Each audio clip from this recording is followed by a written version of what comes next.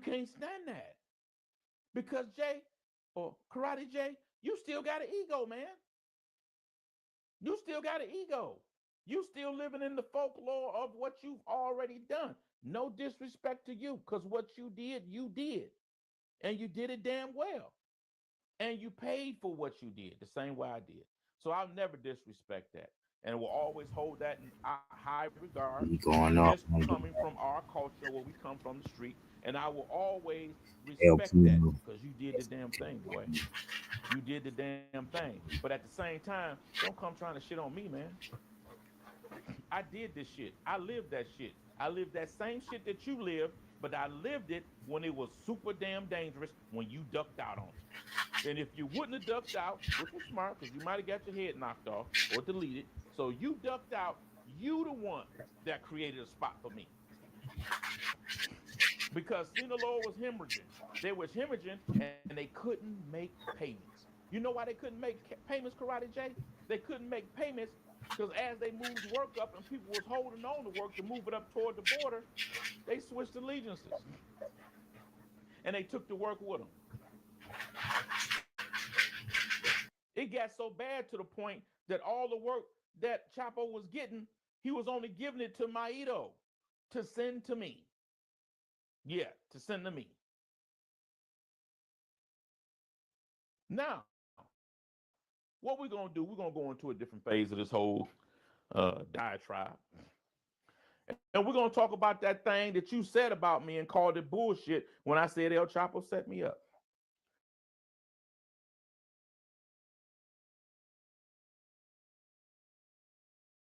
The shit didn't show up. Okay, right. Well, there it is right there. The names of the people that's in my indictment: Jose, Espereza, Noza, whatever. Fernando, I can't say his last name, but it starts with an A. And also, you're going to see Maito or Mario Nunez Mesa. But first, we're going to start with, we're going to play with, what's the thing called? Go Fish when you was little? They tell you to match the two cards up, find two cards that match and all that. Mm-hmm. We're going to do Go Fish. That's what we're going to do. We're going to, first, Espinoza. Here's a document right here. Okay, boys and girls, were you able to match the Espinoza name of my indictment with the Espinoza name in that article? And if you were, or if you were, you will see that he was an informant. Yes, an informant. Okay, but we're gonna move on. We're gonna this name Fernando. You see Fernando? Okay. Look at this article right here. Okay, boys and girls, I'm back. Were you able to match Fernando of my indictment with the Fernando in this article? You will see that this Fernando in this article was a very powerful man, an actual boss. This the one the chief killed his brother. And you will see that he was an informant as well. And I'm going to tell you a story about him after I finish this. He was an informant as well. And he was, with another gentleman, the points of contact of information for who? In the document, it tells you El Chapo. That's right, people. The head of information for El Chapo to.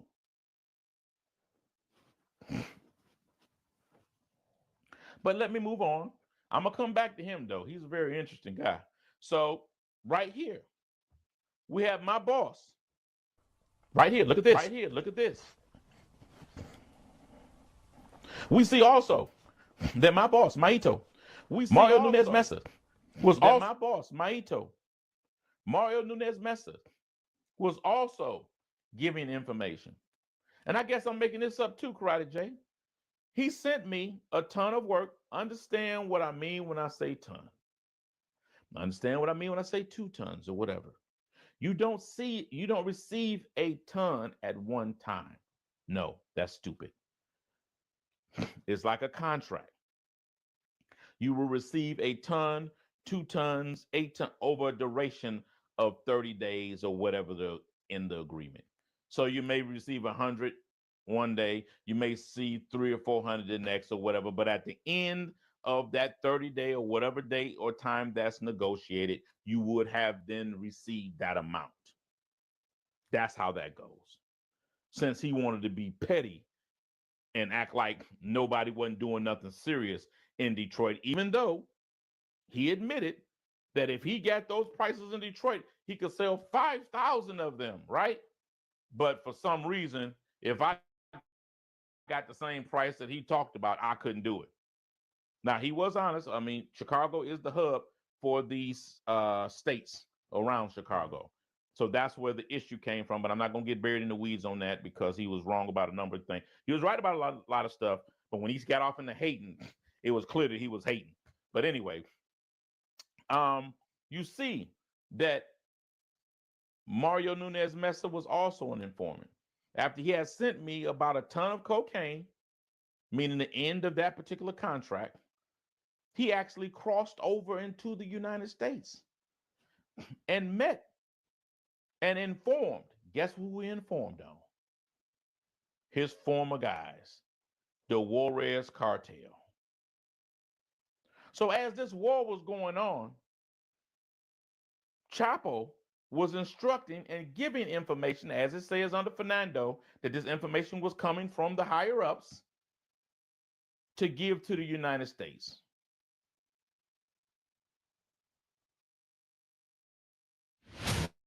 You're able to have a consistent color throughout your frames. You don't have to worry about right here. Look at this aspects. The camera doesn't have to be complicated to use. We see also that my boss, Maito, Mario Nunez Mesa, was also giving information. And I guess I'm making this up too, Karate J. He sent me a ton of work. Understand what I mean when I say ton. Understand what I mean when I say 2 tons or whatever. You don't receive a ton at one time. No, that's stupid. It's like a contract. You will receive a ton, 2 tons, 8 tons. Accusatory finger at the Mexican government. Right there, out loud. We've been talking about, are they going to send troops? Are they going to send ports from Mexico, Canada, and China, which are set to go into effect on February 4th? The document claimed the economic sanctions are meant to address. I was over there being a songbird, you know what I'm saying? Giving them the real goods, the shit that they've been wanting, the shit that they needed that made it worth their while, that they're going to give the Chapitos 10 days in jail. Time served. Get out of here. You did us good. And then I saw this. El Mayo Zambada delivered a narco encyclopedia. Huh? He gave a narco encyclopedia. Remember the encyclopedias, the Britannicas? They be all on the bottom shelf collecting dust. You know what I'm saying? In that big ass cabinet, they were like this. They cost an arm and a leg. People got bad credit over it. Hit the like button, y'all. Zambada's revelations to U.S. authorities could be linked to recent statements from the White House. There it goes. Well, I linked them shits the moment I heard them White House statements, but it's not a hard thing to link, right?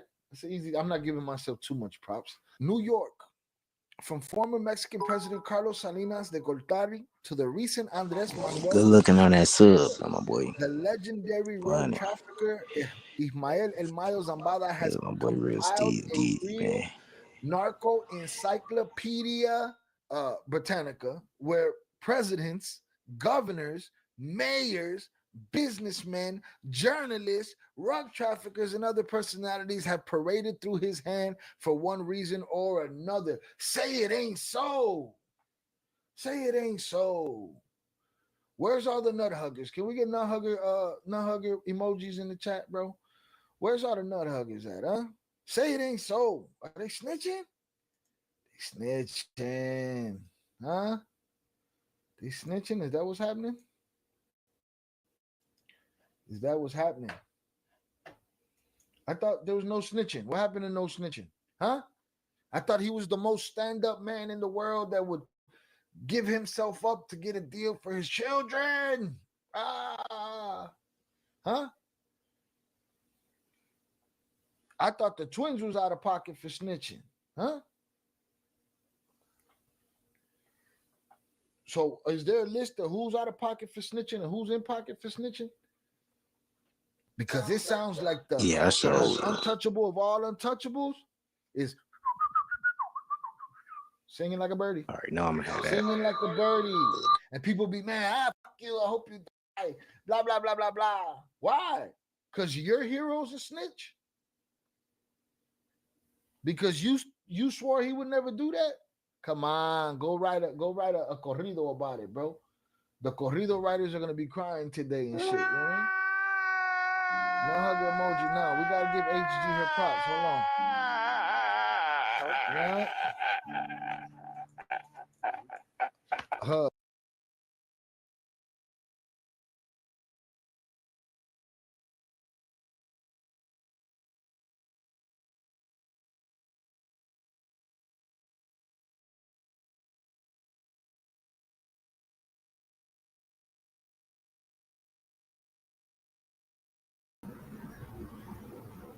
Yeah, we got this dude.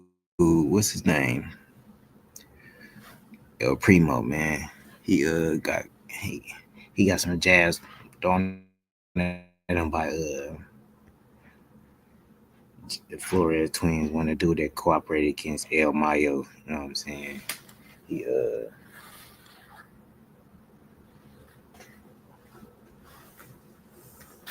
let's see.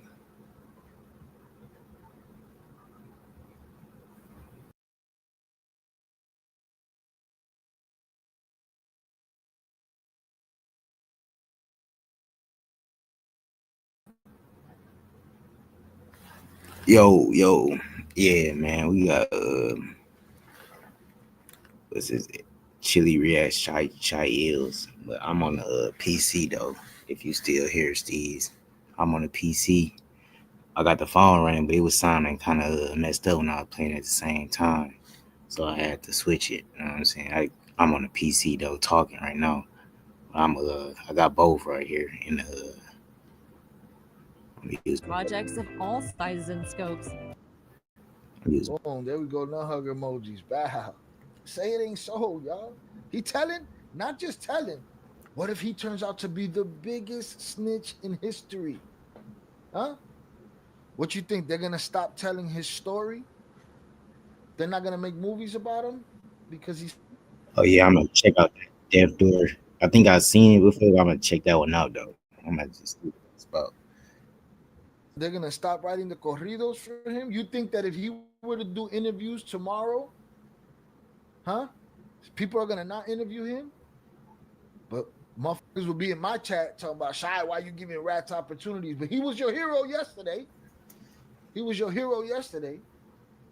But today, he did what he did, and now you mad? Or you not mad? Which one is it? Are you picking and choosing? Am I wrong? Miss me with the picking and choosing, bro. Y'all said no snitching. This is. And if me and him can come to an agreement, I'll have work within that week.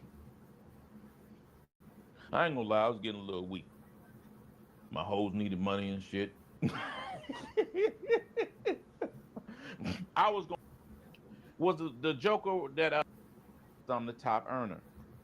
Why? Wait a minute. I thought Neo Salgado or whatever the hell, Flacco, not Chief's brother Flacco, was the Joker that Maido was working up under as a lowly bootlicker who received a ton, 2 tons, 8 tons over a duration of 30 days or whatever in the agreement. So you may receive 100 one day, you may see 300 or 400 the next or whatever, but at the end of that 30-day or whatever date or Let time me know that's how my audio negotiated, you sound. would have then received that amount. That's how. Yeah, my audio good. Let me know. I'm gonna pick out that door. Yep. Even though he admitted that if he got those prices in Detroit, he could sell 5,000 of them, right? But for some reason, if I got the same price that he talked about, I couldn't do it. Now he was honest. I mean, Chicago is the hub for these states around Chicago. So that's where the issue came from. But I'm not gonna get buried in the weeds on that because he was wrong about a number of things. He was right about a lot of stuff, but when he got off into hating, it was clear that he was hating. But anyway, you see that Mario Nunez Mesa was also an informant. After he had sent me about a ton of cocaine, meaning the end of that particular contract, he actually crossed over into the United States and met and informed. Guess who we informed on? His former guys, the Juarez cartel. So as this war was going on, Chapo was instructing and giving information, as it says under Fernando, that this information was coming from the higher ups to give to the United States.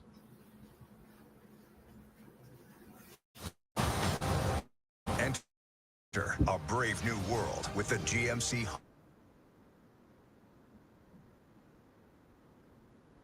Yeah, we do. I plan on that my subs though soon. You know what I'm saying?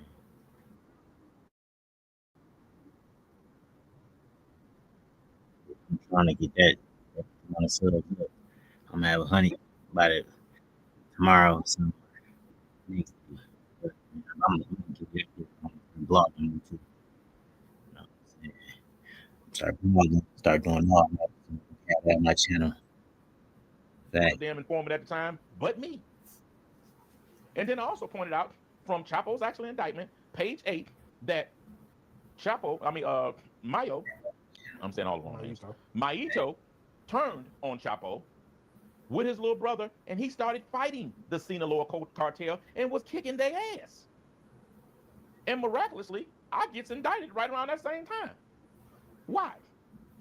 Because Mr. Fernando had came doing that whole little war thing, had came and I talked to him on the phone via Ballhead, Jose Espinoza, Ballhead, put me and him on the phone, Fernando, and I wasn't getting any work.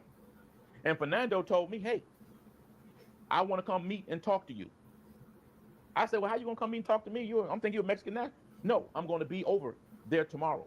No, it's like in 3 days. He said he was crossing into the States. And he was going to come up and talk to me. Listen to what I'm saying close. He's going to come up and talk to me. And if me and him can come to an agreement, I'll have work within that week. I ain't gonna lie, I was getting a little weak. My hoes needed money and shit. I was going to talk to him. The reason I was going to talk to him, because I didn't know what was going on. I'm thinking,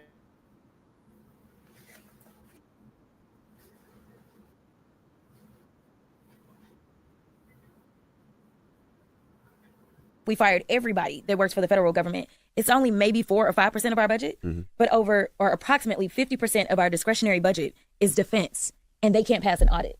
So why we didn't start there, where Elon has decided that he was going to get 2 new contracts just in 2 weeks, one for $400 million to Tesla, another for a little over $300 million to SpaceX. I don't know why we didn't start there, but it seems like we could find a lot of waste, fraud, and abuse because, again, they've not been able to pass an audit. There is a lot of waste, fraud, and abuse in the federal government, though. I'm not going to say that there's a lot. I'm going to say that it does exist. I'm going to say that it exists. I don't think that there's a lot. I think. So why are we so in debt then? We're in debt because we decided that we're going to reduce the income, right? So under Trump in his first administration, we went into debt $8 trillion. Now, he wanted to say it was because of COVID. It really wasn't. Obviously, there was money that we sent out because people were in need during COVID. Concerns about Elon Musk's influence within the current administration. Supporters say he brings innovative leadership and efficiency to the government. And the White House says he's not in charge of Doge. He's an advisor to the president. So what's your response to that? And what are the Oversight Committee's top priorities right now? Yeah, so oversight, the purpose of the Oversight Committee is to get rid of waste, fraud, and abuse. And right now, we've not heard from Elon Musk nor anyone else that works for Ocean to do a subpoena for Musk in the Oversight Committee, and the Republicans shut it down. Now, here's the deal. If everything that he is doing is above board and they have nothing to hide, then why wouldn't you want him to come out and testify? right here, look at this. We see also that my boss, Maito, Mario Nunez Mesa, was also giving information. And I guess I'm making this up too, Karate J. He sent me a ton of work. Understand what I mean when I say ton. Understand what I mean when I say 2 tons or whatever. You don't receive a ton at one time. No, that's stupid. Wrist in the bit. My face off. Wrist in the no, he's lame. I didn't want to put this part of the beat right there, bro. I ain't gonna lie. Skip this little. Wrist in the bitch and my gang the same. Skip this little. Big face right watching Flavor Flav. When he in that room, he be naming names. Shit, I don't know how I got my L's. I ain't changing lanes. No, he sick that his bitch with me. 30 racks got my wrist lit like a Christmas tree. Think it's glue on the Glock, how I stick with me. Let me see how that. I do the 4 and then that last little line. Then I see how that shit's on. Glue on the Glock, how I stick with me. Think it's glue on the. My bitches. All these bitches freaks. All these hit. I need lick to sleep. But his.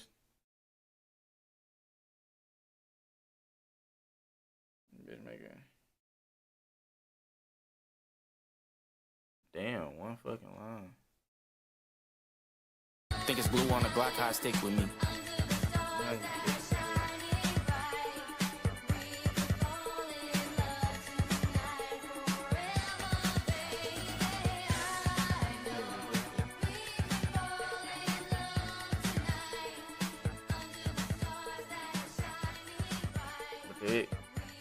What the fuck is epistemy?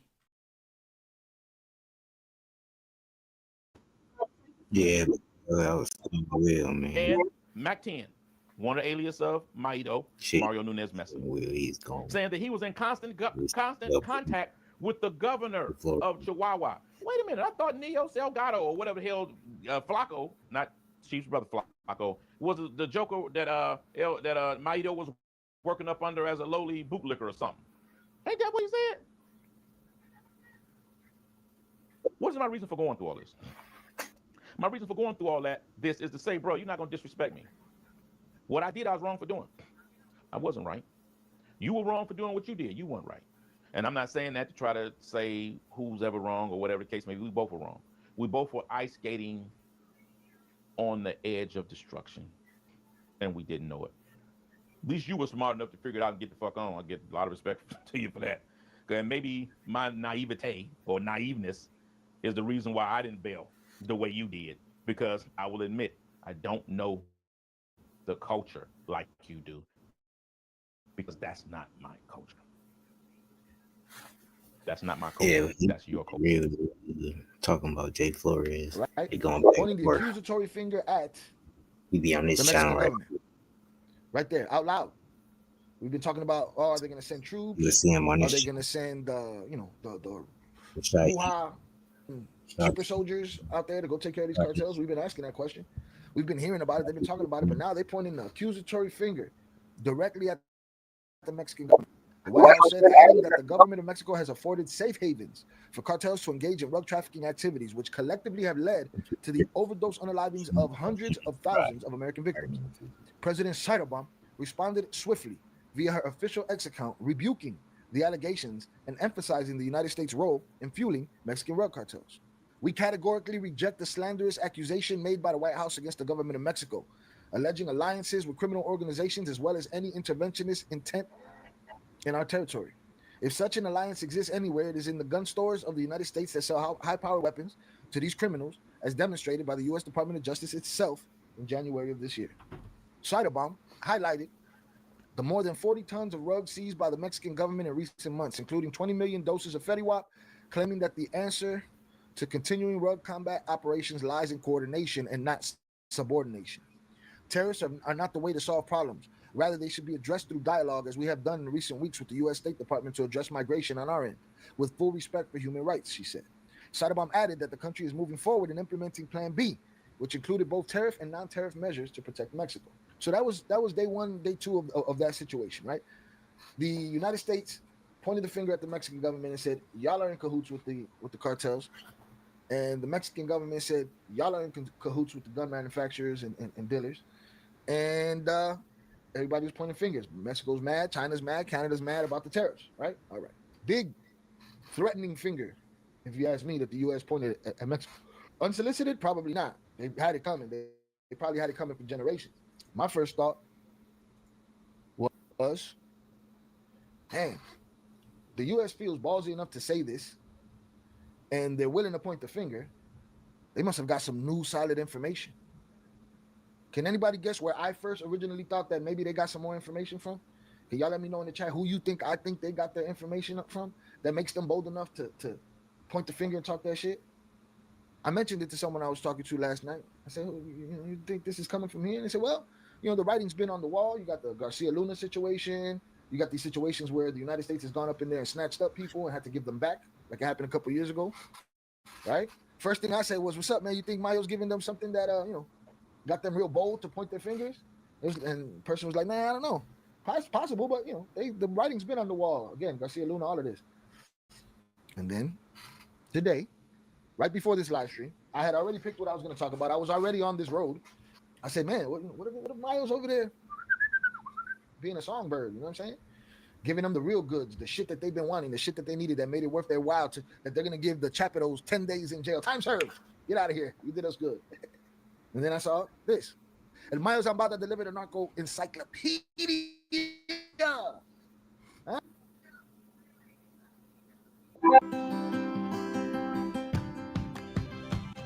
The University of Utah sits at 4,330 feet above sea level, rising up more than 11,000 feet behind.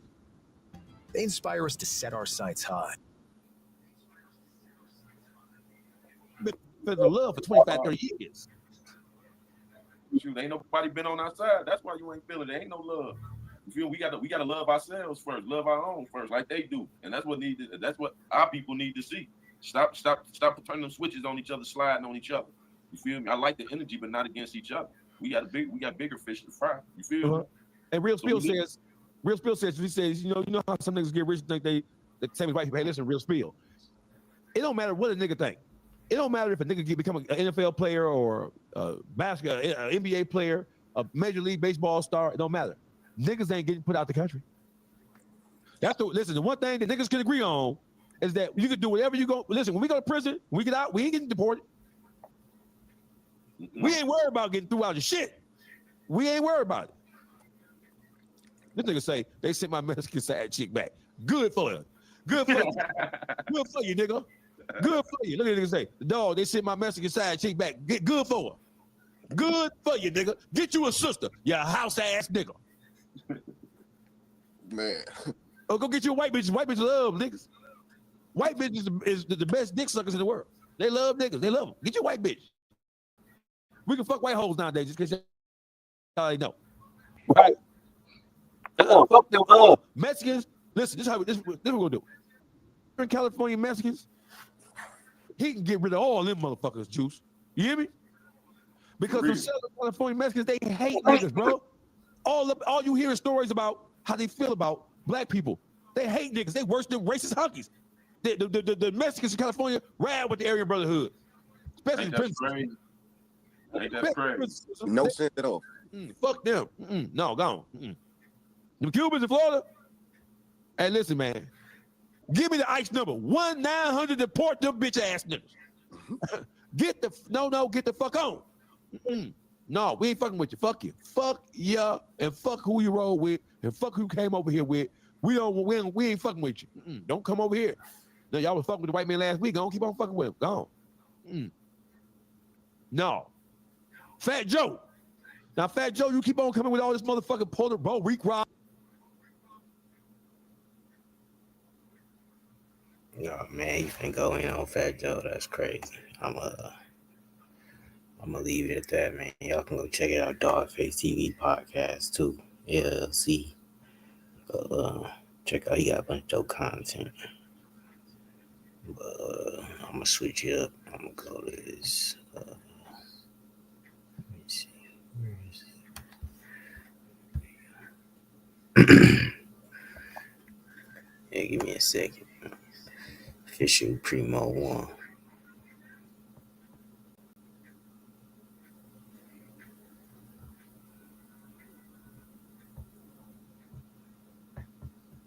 See. Oh, maybe it was a live. Okay, he just went live. Here you go.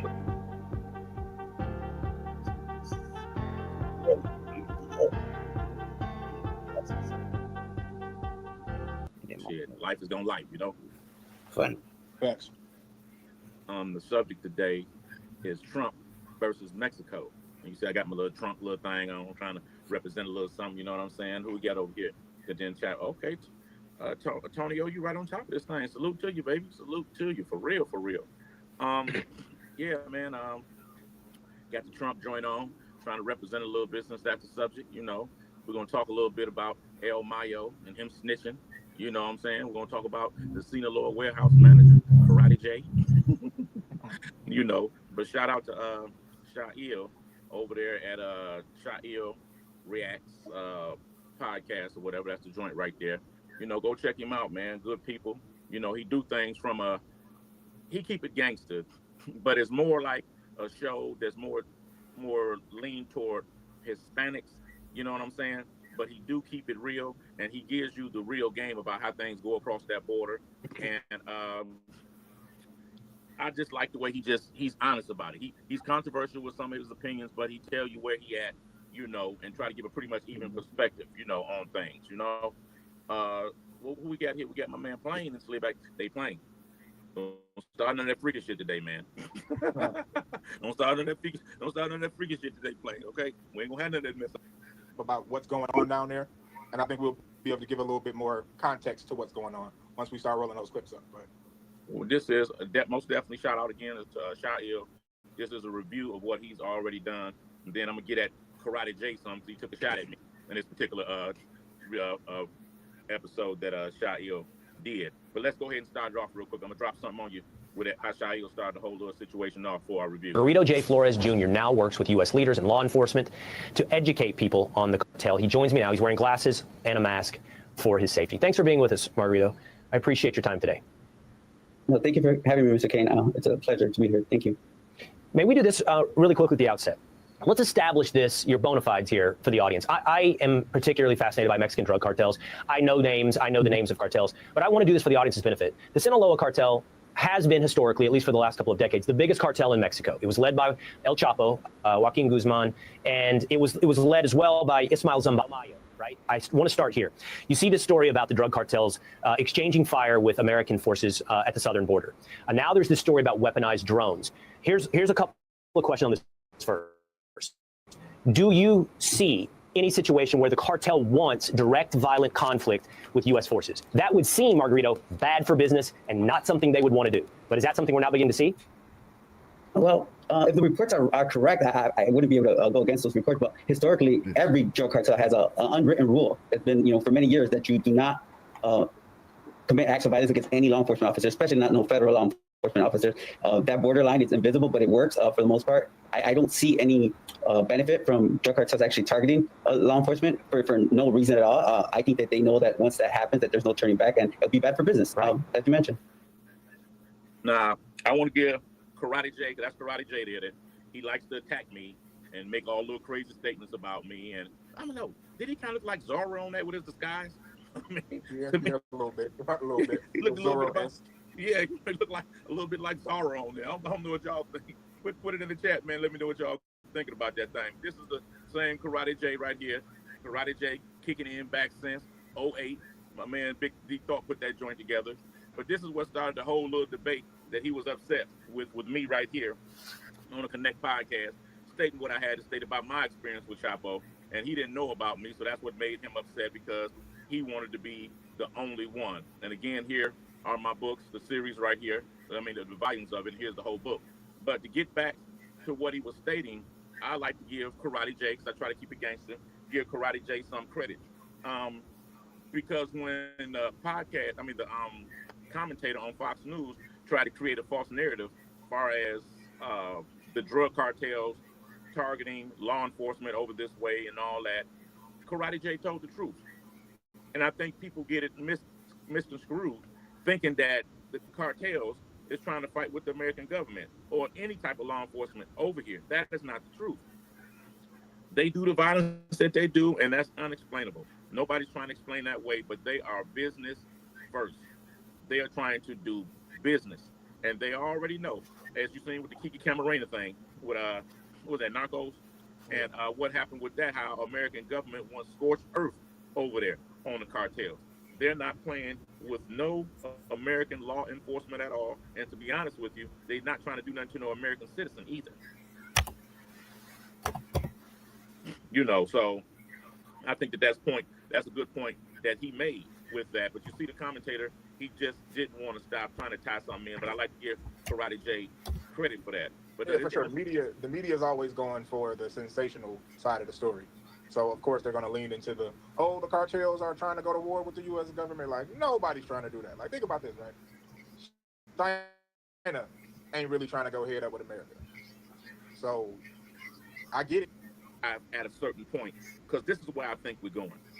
And we're looking at this as a domestic issue between America and between the cartels. And I really think it's deeper than that. And I want to give you a little something else right here. He's making it clear. He's making it clear he's making it clear to the man. Hey, man, you guys keep saying the cartel greenlit these border operators. The cartel wouldn't do that. Unwritten rule: don't mess with American law enforcement. Right? He's basically drawing the line between human smuggling and drug trafficking. Your news channels do not want that. They want to be able to blur all these lines so that they can point fingers of blame in any direction and be right. And he's trying to tell them, nah, bro, that's somebody else, but they don't be wanting to hear that shit. They want to mix everybody up. Them human smugglers are the cartel, as far as they're concerned. Yeah. And by the way, okay, we're going to move on to that, off of that in just one moment. But what about the story of weaponized drones? Tell me what you understand about the level of technological weaponry the cartel is employing at this point. You hear that? That's we need them to be the boogeyman. We need them to be the big, bad, scary guys with all types of high-tech weaponry and all of that. I've been over there. But you're using drones for that? And then you come out and you say that the cartels... What can you tell us about the CIA drone flights over Mexico? Is this the next step in the war against the cartel? Well, we're going to see. We're dealing with Mexico. I have a very good relationship with Mexico, but I think Mexico is largely run by the cartels, and that's a sad thing to say. And if they wanted help with that, we'd give them help.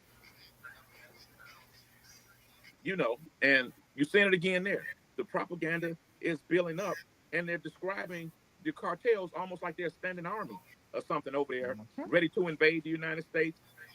But they were saying they're using drones to track fentanyl labs, when we both know the effectiveness of snitching, which I'm going to show you something on that in a minute.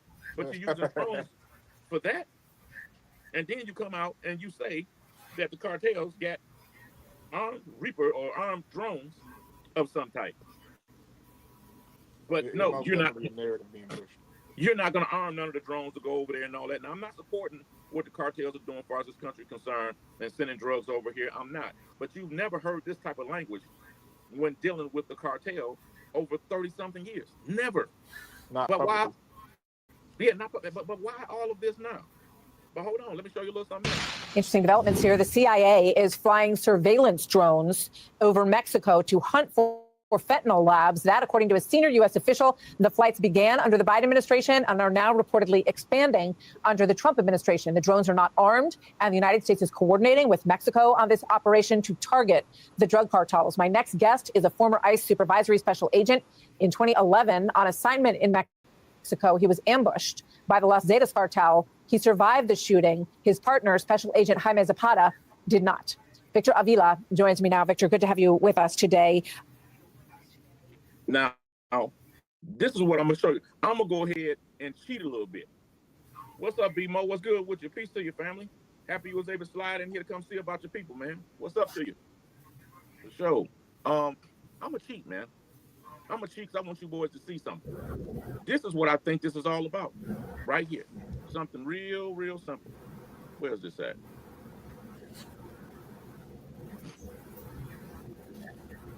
You see that right there? That's the problem. That's why they want to put drones over there and want to do all of that. That's the problem right there. They are super concerned about Mexico joining up with China and the BRICS countries. That's what this is all about. When I was down there and they ended up indicting me and taking me back down there, and I was being held on the White Sands Missile Base down there in Chaparral, New Mexico, and going to court in the Western District of Texas. Good points, though, man. Most Americans don't know that. I'm finna go to the podcast. We're looking for adults 45 and under to be in our HPV vaccination net. Sound like you? Not me. But in a real commercial break, man. He lost his security clearance and he got indefinitely suspended.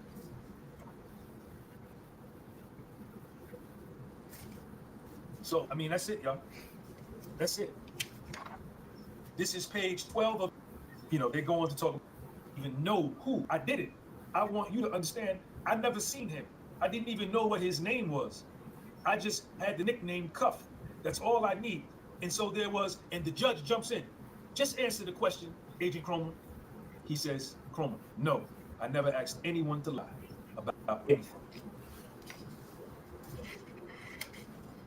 I never asked anyone to lie about anything.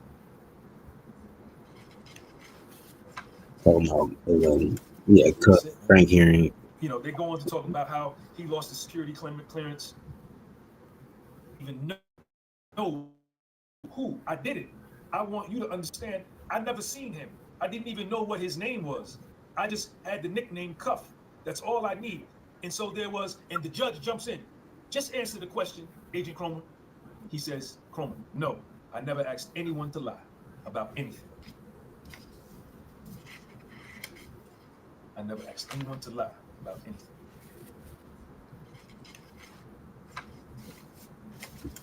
Yeah, podcast. You know, they go on to talk about how he lost the security clearance. You know, his Fifth Amendment, because he didn't want to say anything that was going to incriminate himself. But Welby stepped to him in the first time on the phone. And that hearing was on the phone. Hold on, y'all. Let me get my angle right. That hearing was on the phone. Yeah, it's Sean G. Mr. Welby podcast. didn't care nothing about what his mouth said as far as bang. I think the first question, if I remember correctly, y'all look at the other video, he says, I want to invoke my Fifth Amendment. Welby keeps on going. He don't care nothing about what he just said. Ask him another question. Keith Cromer answered. And I think that, hold on, I might be right. Let me make sure. Then I think he asks him a third question. And Keith Cromer attempts to invoke his Fifth Amendment, and the judge steps in and says, but you've already answered one question. So the fact that you've answered a question, the second question, you've waived your right to invoke the Fifth Amendment. So boom, they go back and forth. The judge says, yo,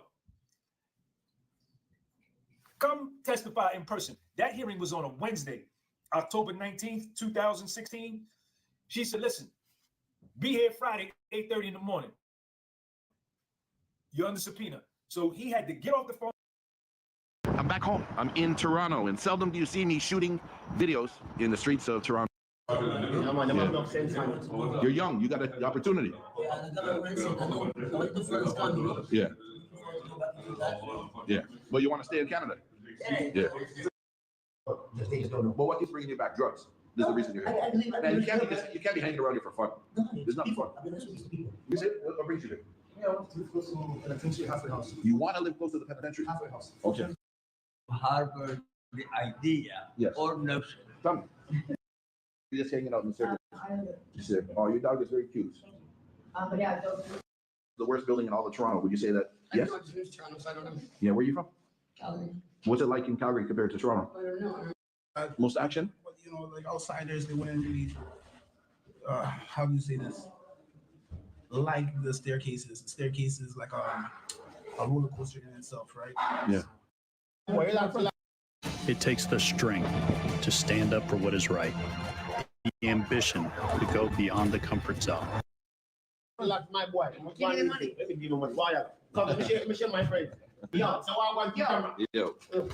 What do you think you're intimidating me? Come on. It's a warm welcome to the neighborhood. Yeah. So this is what's happening in the neighborhood. What's happening? What's happening? No shit. It's normal. This shit. I'm seeing they get high. Yeah. I'm seeing they come out. Yeah. Oh, yeah. This is a spot. It's African now. Yeah. You see that? They just where are you from? rolling up. Nigeria? So this is what the whole place looks like. Yeah, man. It's in that guy viral too. You gonna tell me something? Tell him something. Tell me. Where are you from, Mark? Jamaica? Where in Jamaica? Andrew. Okay, I'm in Jamaica all the time. My friend, when you came to Canada, you thought you were going to be in a staircase like this in Toronto? You know, it's life. But a year from now, 2 years from now, where are you going to be? Not in the staircase. You got to bounce back. Yeah. You're young. You got an opportunity. Yeah. Yeah. But you want to stay in Canada? Yeah. You know, when I'm in Africa, everybody thinks you come to Canada, you're going to live in a big house, you're going to have a Mercedes Benz. Yeah. Yeah. But this is the problem, crack. This is what you guys are doing in this hallway. Separate, which is good, but you know, crazy. I don't know if you saw, I posted a video of inside somebody's crib. The comments were so fucking brutal, I had to just take it down, bro. Yeah, the truth is not always easy to swallow. Truth is not easy to swallow, man. heck is a tiny, tiny home? Tiny Tiny Home is a portable shelter that's made to house people in the wintertime so they're not living so rough while waiting for permanent housing. Yeah, like it's cold out here. I just walked by these tents. I can't imagine. Have you ever gone as far as like taking a temperature or a reading inside to see how cold it is? No, I haven't, but I do know today is minus 18 with the wind chill. Yes. And when you're in spaces with dead air, it gets even colder. I can imagine. You know, I can't imagine. I've just been outside for like 2 hours walking in the biggest winter jacket I could find, and I'm cold, so I cannot imagine. Everything by to do this left to right. Okay. Number 5 was actually number 1. That was the first one that I built. Would you say gradually you got better as you made each one? Were there improvements? There was improvements, but it wasn't. Number 1 was pretty good. The next 4 after that, they just changed in size, and the furniture changed in size a little bit, but they're all almost identical. Okay, so for those that have no idea what we're talking about at all, how long ago was it that you came up with the idea to build these homes? I came up with the idea last spring. Yes. And I've been working on it since then. I put the first model out in July, and then from July, I advertised it for a few months, and then the first model went to Terra in October, and so people have been living in these for about 4 months now. And these are the only 5 you've created thus far? Yeah, these are the only 5. A lot of people, including myself, might see homeless around the world and come up with an idea, but very few actually take the next step into doing something about it. So I got to commend you for that. But was there a reason that set you on this path? I was 8 years old. I wanted foster care. I spent 10 years in group homes institute. The smoke is going, but I can see you're warm. I know, and I get to wear my pretty little shirt. Yeah. So how long have you been living? Since November. Yes. Yeah, since November, actually. This is. So some people have asked me, what's the most dangerous video I've ever filmed? Today is the day. We're laying back waiting for the approval, but can hear nonstop. Pop, pop, pop, pop, pop, pop, pop, pop, not too far away. You hear that? Every day. Yeah. Sounds getting closer. Okay, it looks like we get the approval to go in, so we're going in on foot in the direction of the gunshots.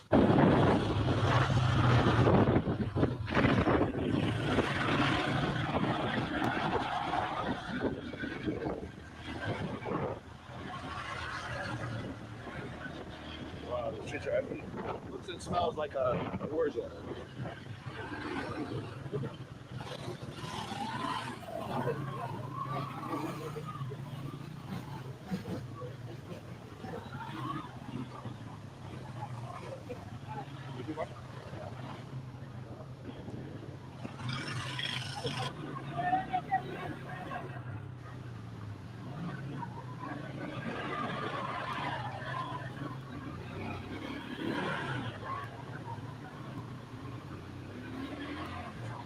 So right now we're with a gentleman that's going to further get us a little deeper, but we need to get.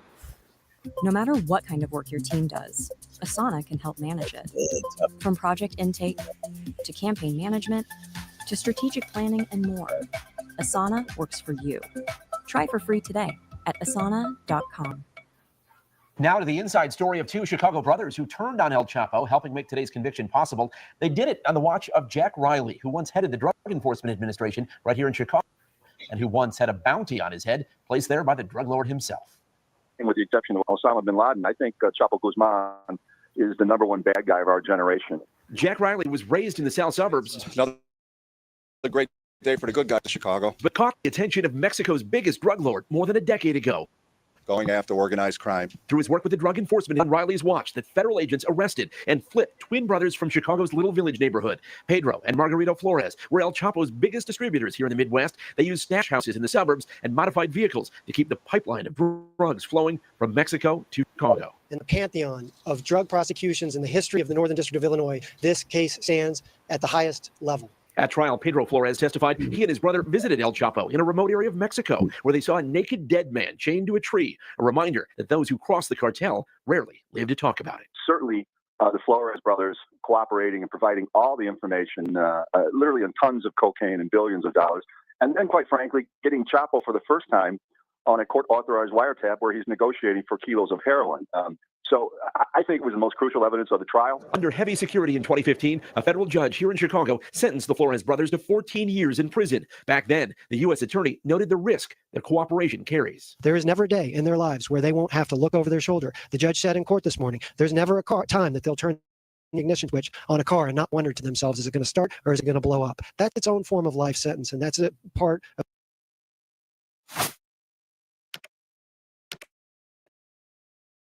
Down at the southern border, tells her of weaponized drones against border and ICE agents. This after we saw reports of members being given the green light to open fire.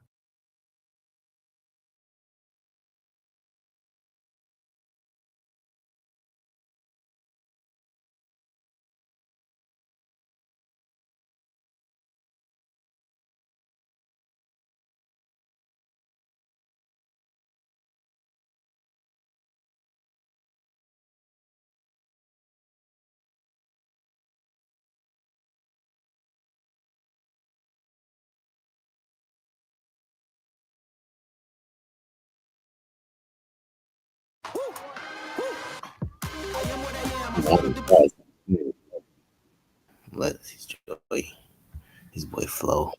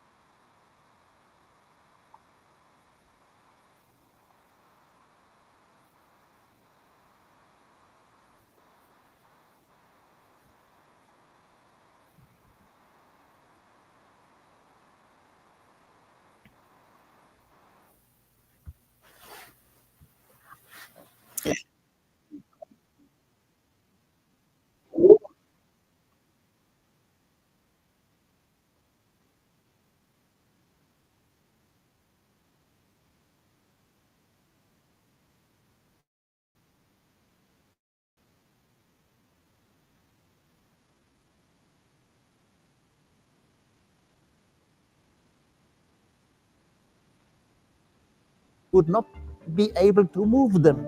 And the locals, very timid, said it was not us who did it. It was the gods who did it. And the Spanish asked, which gods? The gods who descended in one night from heaven, from the sky. So normally, every culture is proud. Check this out. They have over 1 million quality parts that are guaranteed to fit. Now that's my speed.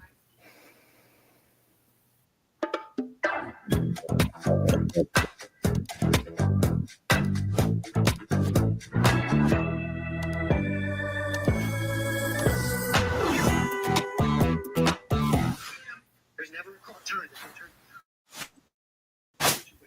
on a car and not themselves. Is it going to start or is it going to blow up? That's its own form of life sentence. Kate people on the cartel. He joins me now. He's wearing glasses and a mask. Well, by Ismail Zambada. Big ass mask, J guy. El Mayo, right? What did you do? How high was where was your place in the leadership and the hierarchy? What did you do for Sinaloa? Yes, well, historically, the Sinaloa cartel happens to be probably the most profitable, the biggest in terms of drug distribution, and the most violent. It was headed by Joaquin Guzman Loera, El Chapo, and Mayo Zambada, who I worked directly with. My brothers and organization were probably in charge of one of the major distribution cells in the United States for almost 10 years. So we were on the American side, and we worked directly with them and many of their top lieutenants.